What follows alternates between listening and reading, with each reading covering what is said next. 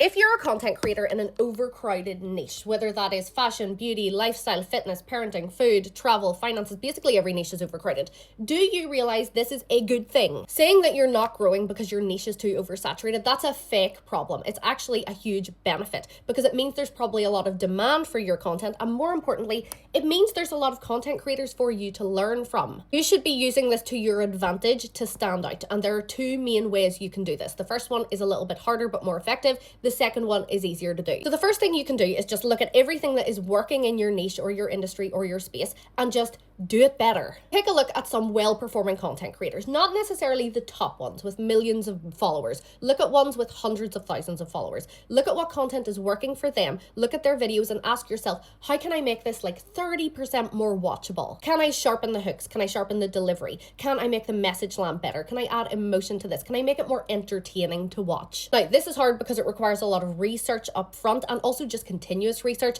but it also requires a lot of self-awareness, knowledge of what you're good at, but also what your limitations are. The second way, which is a little bit easier, is to look at what is working in your niche or space again, but this time just do the opposite. So look at the things that people commonly believe or agree on in your space that you disagree with, and make videos on the things that you disagree with. Hold strong opinions, take sides, take stances. Also think about how you can make your content look visually different as well. If all of the other tech creators are filming in their dark bedrooms with their neon lights and their plants in the corner, you go and film your content in like your garden or something. There's a psychological concept called the von Restorff effect, and this is basically the idea that when everything looks the same, it's the one thing that looks different that gets remembered. Basically, you will not grow by being good in a crowded room. You're only going to grow by being impossible to ignore. So you either outperform everybody or you disrupt what is already being done.